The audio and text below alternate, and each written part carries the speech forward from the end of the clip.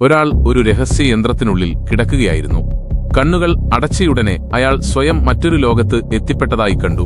അവിടെ അയാളുടെ ശരീരം മനുഷ്യന്റേതായിരുന്നില്ല, പകരം നീലനിറത്തിലുള്ള ഒരു ജീവിയായി മാറിയിരുന്നു.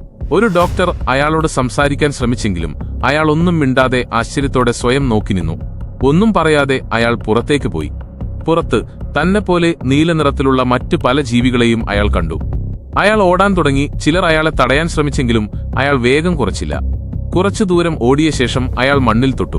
ആ തണുത്ത മണ്ണ് അയാളെ സന്തോഷിപ്പിച്ചു. അപ്പോൾ തന്നെപ്പോലെ നീലനിറമുള്ള ഒരു പെൺകുട്ടി പുഞ്ചിരിച്ചുകൊണ്ട് അയാൾക്ക് ഒരു പഴം നൽകി. അത് കഴിച്ചപ്പോൾ അതിന്റെ മധുരവും സ്വാദും അയാളെ വിസ്മയിപ്പിച്ചു. ഈ ലോകം ശരിക്കും വിചിത്രവും അതിശയകരവുമായിരുന്നു. രാത്രിയായി എല്ലാവരും ഉറങ്ങാനൊരുങ്ങുമ്പോൾ ആ നീലജീവി തിളങ്ങുന്ന ഒരു പ്രത്യേക പൂവുമായി കളിക്കുകയായിരുന്നു. പതിയെ അയാളുടെ കണ്ണുകൾക്ക് ഭാരം അനുഭവപ്പെടുകയും ഒരു നിമിഷം കൊണ്ട് അയാൾ തന്റെ യഥാർത്ഥ ലോകത്തേക്ക് മടങ്ങിയെത്തുകയും ചെയ്തു.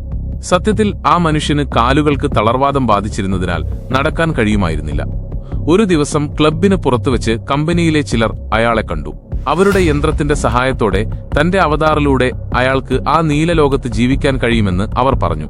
ജാക്ക് ആ മനുഷ്യൻ സമ്മതിക്കുകയും അയാൾ വീണ്ടും യന്ത്രത്തിനുള്ളിൽ ഇരുന്നപ്പോൾ തൽക്ഷണം തന്റെ നീല അവതാർ രൂപത്തിലേക്ക് മടങ്ങിപ്പോവുകയും ചെയ്തു.